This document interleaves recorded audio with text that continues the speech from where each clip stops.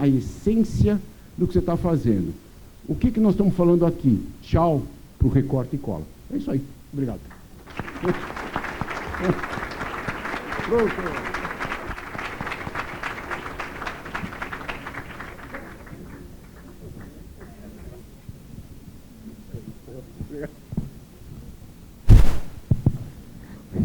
Professor, acredito que todos aqui queriam dar mais tempo. Tenho certeza disso. Certo? Já não estou gostando muito de quem organizou esse negócio aqui com esse tempo aqui esgotado. Tem uma TV para vocês que estão aí atrás, do tamanho, eu acho que é maior do que esse aqui, em vermelho. Tempo esgotado, já estava 2 horas, professor. Eu digo, rapaz, não é possível. Eu estava com vontade de virar ela. Pronto. Mas vamos passar a palavra aí para o nosso colega Antônio Carlos. Parabéns, Dr. Jacques, a brilhante palestra. Eu queria agradecer inicialmente a Demi pelo convite, Luiz Henrique pelo empenho, algo muito bonito a gente. E a minha posição aqui é muito difícil, é inglória, porque a gente ouve o Dr. Jacques e ele esgota qualquer possibilidade de dúvida, né? Quer dizer, ele trata o tema com naturalidade, mas, ao mesmo tempo, nos transmite uma segurança de que não há dúvidas da interpretação dele, desses institutos de relação jurídica tão novos, né? Tão aplicados recentemente aqui no nosso país. Então, eu não vou me alongar muito, mas lançarei aqui uma reflexão e não responderei. Eu gostaria que o senhor esgotasse aqui as nossas inquietações com relação a esse tema, não perderia essa oportunidade. Quando a gente discute no mercado imobiliário, no direito imobiliário, temas tão pujantes e atuantes, eu que já tenho quase 20 anos da atividade advocatícia, muito direcionado nessa área, eu faço uma retrospectiva, Dr. Jacques, de alguns instrumentos jurídicos do negócio imobiliário, do direito imobiliário. Aí eu me recordo do início da vigência da lei de alienação fiduciária, um instrumento extremamente importante, né? Em seguida, a mudança do Código Civil. A faculdade, estudei o Código Civil ainda de 1916 e me formei com o de 2002 aí, naquela época. E aí acompanhei o boom do mercado imobiliário, 2005, muitas empresas abrindo capital, os corretores, colegas aqui da região sabem do que eu estou falando. Então, as grandes corporações vindo ao Nordeste, mercado imobiliário extremamente aquecido, vendas pujantes. Depois disso, acompanhei também um certo declínio da economia e o atingimento do mercado imobiliário de forma imediata e forte, que é um setor muito sensível e afetado diretamente e muito rapidamente com relação a essas oscilações econômicas. Então, se lá em 2005 fazíamos muitos contratos, depois de uma época passamos a fazer muitos distratos. Eu estou fazendo essa retrospectiva para chegar na minha reflexão com relação a esse tema. E gastamos muita energia nesse tempo difícil de convencimento do Poder Judiciário de que, olha, os 180 dias, por exemplo, a cláusula é válida. E essa discussão foi ferrenha, gastamos energia, gastamos tempo. Olha, o contrato é irrevogável e retratável. E, por vezes, o Poder Judiciário não interpretava assim. O Poder Judiciário, em determinados casos, intervia, pasmem, numa relação jurídica de alienação fiduciária, proibia leilão extrajudicial, por exemplo. Mas, recentemente, nós fomos aí beneficiados com 2 instrumentos legais muito positivos do meu ponto de vista. O primeiro é a lei do distrato, que pode não resolver o problema de forma completa, mas pelo menos regulamenta temas que foram tão discutidos esses anos todos. E o segundo é a lei de multipropriedade, né? Antigamente, antes da lei, utilizávamos os princípios e as normas de direito civil, gastamos energia com registradores para convencer de que aquilo era válido, não era válido, e agora, em 2018, veio a lei da multipropriedade. Então, eu lhe pergunto, Dr. Jacques, esse tema tão novo de compartilhamento de espaço, que é tão afeto à nova geração, não é? ele não necessitaria também, para que não gastemos tanta energia como já gastamos com tantos outros temas do direito imobiliário, ele não necessitaria também de microsistemas próprios, de leis específicas regulamentando essa relação jurídica? Será que a legislação que se apresenta hoje para nós, ela é suficiente para que a gente não tenha... Problemas sempre vão existir, mas que a gente possa ter limites com relação à interpretação do contrato? O senhor aí disse muito bem que se for pesquisar, há vários tipos de contrato de coworking, por exemplo, não é? Um tratando de locação, outro de prestação de serviço. Não seria o caso de existir legislações específicas tratando desse tipo de matéria? Essa é a minha primeira indagação. A segunda é com relação ao coworking, quer dizer, há interpretações de que não, é uma mescla, é locação com serviço. Bom, e os direitos inerentes a esse tipo de instrumento? Eu tenho no coworking, por exemplo, o direito à renovação, eu tenho nesse instrumento o fundo de comércio, é possível se discutir isso do ocupante? Então, eu lanço para o senhor essas duas indagações, gostaria muito que me tirasse essa inquietude, me respondesse com relação a esses dois temas específicos, para que depois quem quiser participar também, a gente está à disposição. E você quer que responda hoje, assim? Então, vamos lá. Vamos pela primeira. Será que precisamos de uma lei? Cadê o meio? Posso falar? Pode? Pode. Sob a liderança do professor Melim, nós estamos num grupo tentando apresentar uma nova lei de locação não residencial. E isso, não é, óbvio que não é a primeira vez que ele faz isso, também não é a primeira vez que faço isso, mas tem algumas coisas que novamente me vieram à mente. Né? Mal. Mas é o seguinte, primeiro, já tem 2 anos essa brincadeira. E só agora que se consegue chegar no legislativo de uma forma razoável. Segundo, eu boto muito fé nesse projeto por uma razão muito simples. Ele basicamente diz e explica minuciosamente, porque era essa a intenção, explica para que não haja dúvida, que é livre, a liberdade é total. Então, é livre a locação, são resguardados alguns direitos, é resguardado do ponto comercial, da renovatória, da revisional, tem algumas coisas que a cultura jurídica, a cultura econômica já disse que são certas, estamos respeitando. Mas, basicamente, estamos dizendo que o que vai acontecer? Vai acontecer que está abrangida, inclusive, estão abrangidas também essas formas de compartilhamento. O próprio Código Civil, que eu acho que dá subsídio, dá um substrato bastante bom. Eu ficaria por aí. Até porque fazer lei é difícil, nem sempre é possível. E olha, estamos encontrando a maior boa vontade de legislativo, de operadores do direito. Ninguém falou não para a gente, mas é difícil, é difícil. Então, não sei quando vai acontecer isso. Essa é uma notícia que vocês aqui estão tendo em primeiríssima mão, porque é uma notícia da semana passada, que ninguém sabe ainda. Não é isso? E os detalhes, vocês podem ouvir na palestra do Melim amanhã. Tá? Se trouxerem o livro dele para ele autografar, ele conta tudo. Tá certo? Bom, mas então, essa é a primeira coisa. Segunda coisa, no coworking, como é que ficam os direitos? Eu acho que nós temos que reaprender. A gente fica falando de um jeito mais leve, mas no fundo, o que nós estamos dizendo temos que reaprender o que é o contrato. A nossa cultura de recorte e cola, e pela idade, a maciça maioria de vocês é dessa época do recorte e cola. Vocês recortaram muito contrato, imprimiram muito contrato pronto. Então, essa é a verdade. Vocês são novos, óbvio. É isso aí mesmo. Então, eu vou contar um negócio que me aconteceu. Gozar, a gente é chamado, palestra, né?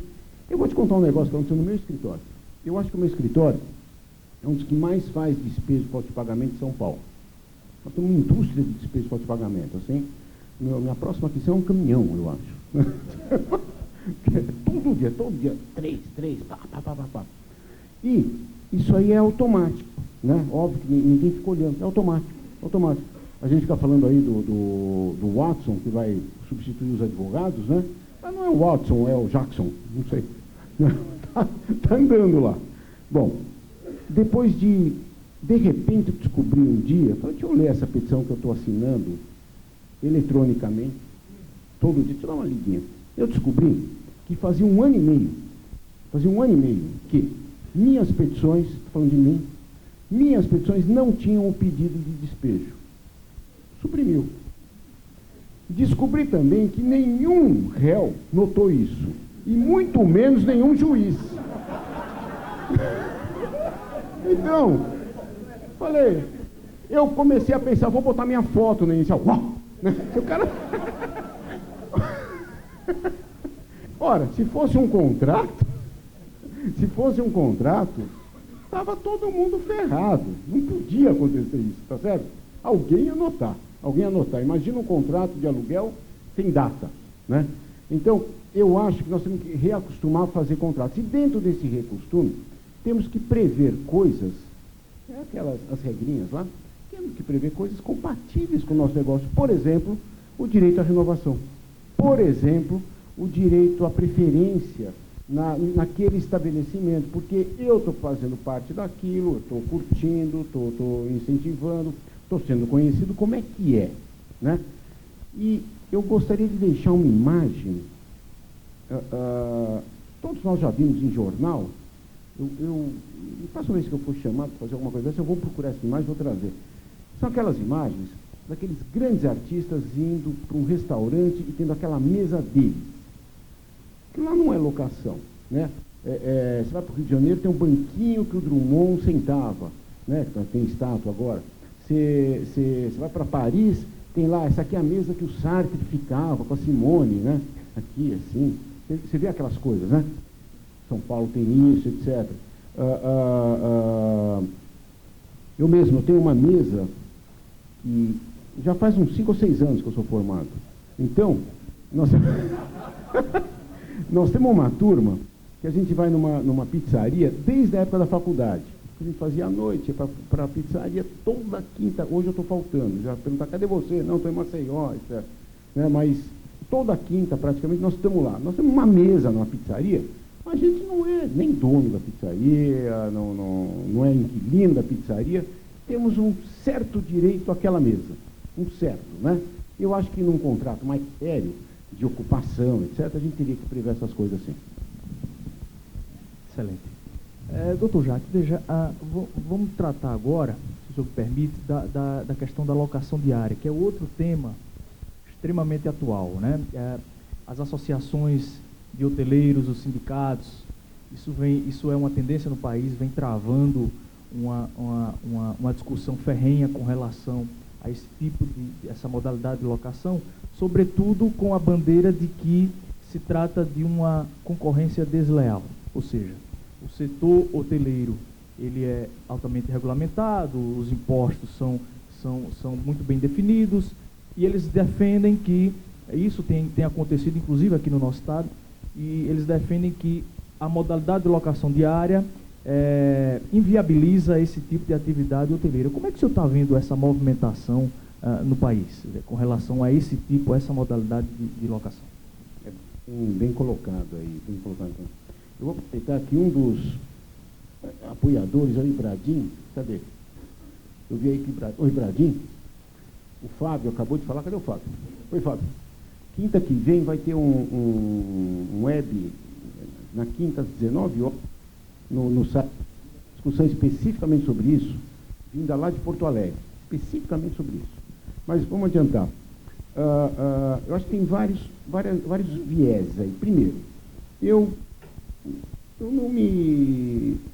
Pessoalmente, eu não me entusiasmo muito com a posição que os representantes de hotéis estão tendo.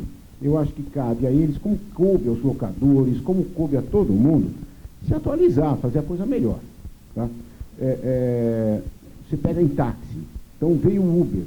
Opa, temos um Uber, e agora? O que eu faço? Brigo? Ou faço que nem o 99, que tem um Uberzinho lá no 99? Né? Sei lá, vamos que vamos. O mundo está aí. Eu estava recebendo agora eu recebi um vídeo que eu comentei com alguém já tinha visto também, que é aqueles vídeos que falam sobre como o mundo está ficando moderno, não vai mais precisar de advogado, começa com a Kodak. Vocês viram? Né? Começa com a Kodak, olha, Kodak. Começam pelo advogado, né? Tinha que pegar no pé do advogado, né? Eles estão errados nessa parte. Mas até porque eles preservam os especialistas, você reparou? Eu achei que nós estamos bem. Bom. Não nos vai faltar emprego. Não vai faltar, né? Mas eu acho que, esses movimentos não me impressionam muito, não. 2, temos que tomar cuidado para não ficar comendo no prato que os outros fizeram. Muita briga contra esse Airbnb, etc., veio de Nova York, veio de Paris, veio de Berlim, por outras razões que não são a que nós temos. Lá era um problema urbanístico, era um problema de ocupação, de locação, de ocupação de centro. Não é um problema que, em geral, a gente tenha no país. Talvez, numa cidade ou outra, talvez até tenha, mas, em geral, não é bem esse o nosso problema. 3, o problema que nós estamos tendo é dentro dos condomínios. Os condomínios, sim, estão bravos. Tá? O que fazer com os condomínios? Eu posso, inclusive, embora toda a tendência liberal que eu tenho, se tem uma coisa que me incomoda profundamente, uma coisa é ser liberal, a outra é ser errado. Né? É começar a distorcer alguns significados de lei. Não é assim também, né? Vamos com calma.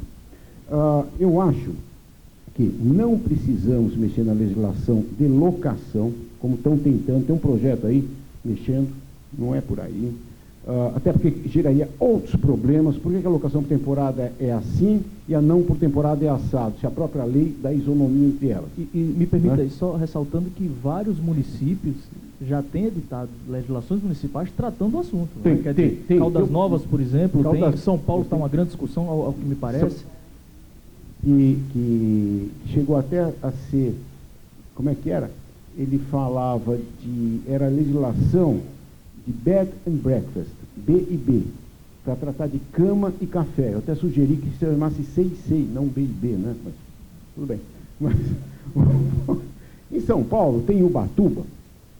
Alguém conhece a legislação de Ubatuba? O decreto foi proposto lá? Esse que é o problema. Também. Uma coisa volto a dizer, é ser liberal, a outra é exagerar. Né? A legislação de Ubatuba, à guisa de tentar defender os hotéis e de não permitir a locação diária por temporada, começou a se meter num monte de coisas. Aí pede registro, pede isso, pede aquilo, proíbe, no meio da lei, a prostituição infantil. Daquela, fala, ué, e se não for Airbnb, pode? Né? Sei. Os caras vão tocando, é errado mesmo, é feito errado, né? Eu acho que dentro dos condomínios é que nós merecemos algum regramento. Tem um projeto de lei aí, está me fugindo agora o número, que diz assim, que só vai poder fazer Airbnb os condomínios que fizerem uma assembleia autorizando isso. A minha ideia, e a ideia de muitos, não é só minha, não, ao contrário, só não pode fazer Airbnb as assembleias que vedarem. Eu não vou partir do não para ir para o sim. Não, eu parto do sim para ir para o não quando for necessário. Agora, é óbvio, também, eu acho que aí o judiciário tem que botar a mão na cabeça, pensar. Tem condomínios que nasceram para ser Airbnb e tem condomínios que não nasceram para nada. Para nada. Eu não sei se aqui, mas em São Paulo nós temos ruas inteiras de prédios antigos ocupados por repúblicas. Vai proibir república lá de estudante? Ao lado do Mackenzie, ao lado do FMU, ao lado do... Pô, nasceu para isso. Não tem sentido ser diferente, né? Mas é só... Data vênia. Data vênia. Professor Jacques, era complementando. O Fábio é da nossa comissão, do Ibratá. Complementando eu aqui. não sei se ele é, por isso que eu estou deixando falar. Complementando a pergunta do colega, porque eu acredito o seguinte, a gente tem o costume de sempre aguardar a legislação, né, aquela história do costume brasileiro, mas a velocidade desse tipo de coisa sempre vai ser mais rápida, o direito sempre vai vir a reboque. Quem lê, vale a pena ler o livro sobre a história do Airbnb, já foi publicado no Brasil, vai ver que eles sofreram todo esse desgaste nas grandes cidades e acabou se impondo. E como veio o Airbnb, vão vir outros. Então, a minha preocupação e a minha indagação vem nesse sentido com relação aos condomínios, né? Complementando aí sua questão. Nós vamos acabar precisando resolver isso de uma forma mais principiológica, porque senão nunca vai se regular 100%. E aí eu lhe pergunto, onde é que está o limite? Como a gente buscar o limite do cerceamento de direito de propriedade versus a coletividade? Porque a gente já tem, lá no Ceará, por exemplo, chamaram como Código da Cidade, mas é como se fosse uma legislação de uso e ocupação, que prevê, inclusive, para você ter ideia, desmembramento de apartamentos. Tá? Dentro do princípio de empreendimentos agora que são vendidos em uma empresa chamada Molecular, que vende módulos, mas já desmembrando empreendimentos. Então, eu estou desvirtuando o tipo de condomínio. Onde está esse limite? E aí eu entendo que só esperar por uma legislação não vai resolver o problema, porque sempre a economia e a dinâmica dos negócios vai ser mais rápido. Como encontrar esse limite e como sopesar? Olha, eu vou te dar dois dados. Um que eu realmente ouvi há questão de mês e meio, na reunião que eu conheci dessas modalidades que eu falei, que é o Box Office. Foram lá no Secov, os inventores desse Box Office. Entra depois no site, chama assim mesmo. Basicamente, é um equipamento móvel que ele deixa em hospitais, deixa em condomínios, deixa em clubes, onde você quiser. Eu até sugeri, põe na porta do fórum, todo mundo sabe disso. Mas é um escritório que você paga R$50 por hora. Muito bem montado, com ar-condicionado, o que você quiser. E a ideia foi boa. E eu perguntei para eles, falei, poxa, eu achei bacana a ideia, achei um desenho bonito, assim, uma coisa bonita mesmo. Vocês patentearam? Ela falou, olha, nós fomos procurar escritórios de patentes, tivemos muita dificuldade e fomos conversar com o criador do 99, aquele do táxi, né? Que hoje é o criador também, pelo menos em São Paulo, dos patinetes elétricos. E ele deu a seguinte dica, não fique esperando legislação, porque quando